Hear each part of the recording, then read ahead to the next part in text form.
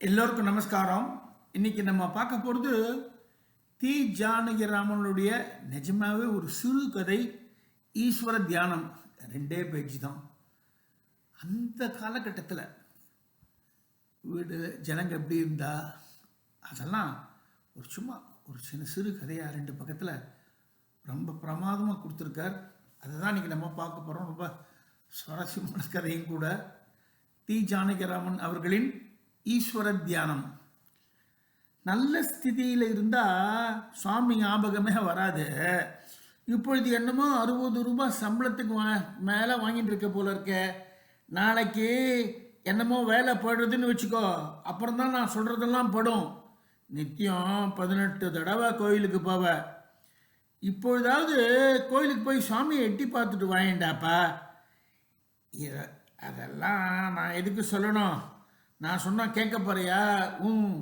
என்று சொல்லி தாயார் ஒரு பெருமூச்சு விட்டாள். ஏம்மா கோயிலுக்கு போக வேண்டும்? வீட்டில் சுவாமி இல்லையா?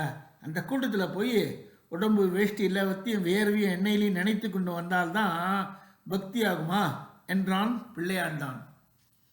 நீ கேடு கட்டு போட, எனக்கு என்ன, நான் அழுததெல்லாம் அழுதாச்சு என்று சொல்லி ருத்ராட்ச மாலையை உருட்டி கொண்டே பாட்டி எழுந்து சமையல் அறைக்குள் சென்றாள்.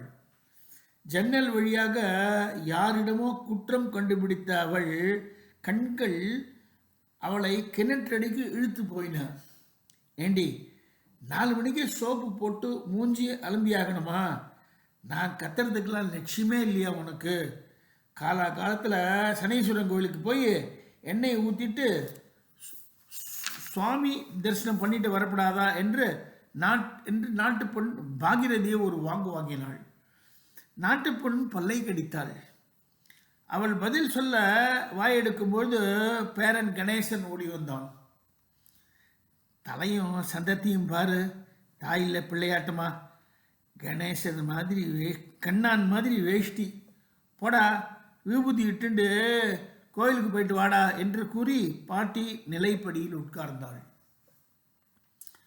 பாட்டிக்கு ஜுரம். படுத்த படுக்கையாக இருந்தாள்.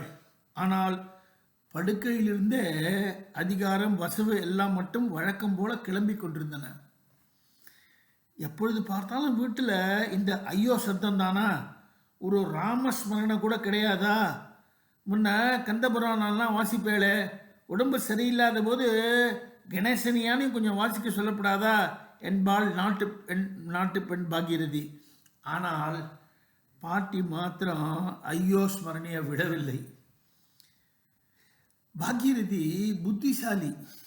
ஒரு யுக்தி செய்தாள்.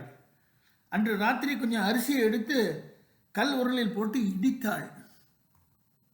இருட்டுமா, இடிக்காதே இடி என்றாள் பாட்டி. முன்னெல்லாம் ராமா இடிக்காதேடி என்று சொல்லுமே, புத்தி மாறி போச்சு என்று பாகீரதி தனக்குள் சொல்லி கொண்டாள். 4-5 நாட்கள் கழிந்தன. பாட்டியின் நிலைமை மோசமாகிவிட்டது. பிள்ளை சுந்தரராம் ஐயர் 2 எழுத்து தானம்மா, ராமான்னு எப்படியான கஷ்டப்பட்டு சொல்லிவிடேன் என்றார். அது தாண்டா முடியல என்று 2-3 தடவை பதில் கூறிவிட்டு பாட்டி கண்ணை மூடினாள். ராம் ராம் ராம். ஈஸ்வர தியானம். முதல்ல நம்ம சொல்ல வந்தது தான். இந்த கதை ஆனந்த விகடனில் மே மாதம் 1938 பப்ளிஷ் பண்ணதாக போட்டிருக்கா. ஸோ அந்த காலத்துக்கு நம்ம போய் அதை நல்லா ரசிக்கணும். பல விஷயங்கள் அவர் அதில் சொல்லியிருக்காருன்னு எனக்கு படுறது. வீட்டில் பெரியவன்னு ஒரு பாட்டி இருப்பா, இது மாதிரி ஏதாவது வகுப்பு பண்ணிட்டே இருப்பாள். அதை மீறி அவளுக்குன்னு ஒரு ஸ்தானம் அதை கொடுத்துன்னு தான் இருப்பாள். அவள் எதற்கு ஒன்றும் பண்ண மாட்டாள். உள்ளுக்குள்ளே கடம்படுத்துறதெல்லாம் சொல்லிப்பா. பட் அது எப்படி அழகாக ஒரு லைனில் அவர் சொல்லியிருப்பாருன்னா, ரொம்ப முடியாமல் போயிடுத்து, நான் கட்டில் உட்காந்தாலும் அந்த அதிகாரம் தூள் கற்கிறது அங்கேருந்து ஆட்சி நடத்திட்டு இருக்கான்ற மாதிரி சொல்லுவார். அந்த ராமஸ்மரணை போகிறவெல்லாம் கோயிலுக்கு போட்டு ஏதோ சொல்லிகிட்டே இருப்பா அப்படின்பா.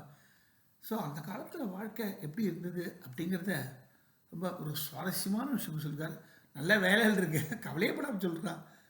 நான் சொன்னால் போவியா கோயிலுக்கு, இந்த வேலை போச்சுன்னா 18 வாட்டி போவேங்கிறது. இதெல்லாம் அந்த காலத்தில் இருந்த மனுஷர்கள் வாழ்ந்த நம்பிக்கைகள், அது பழக்க வழக்கங்கள் ப்ளஸ் மரியாதைகள் எல்லாமே ரொம்ப அழகாக வந்திருக்கு. இதில் தான் இந்த மாதிரி ஒரு ஒன்றும் இல்லைன்ற விஷயந்தான் அதை வச்சுட்டு ஒரு கதையாக கொடுக்கக்கூடிய, அதை வச்சுட்டு நம்மளை ரொம்ப யோசிக்க கூட வைக்கக்கூடிய ஒரு பிரமாதமான எழுத்தாளர் தீஜா. அவருடைய ஜஸ்ட்டு 2 பக்கத்து கதை தான் அது.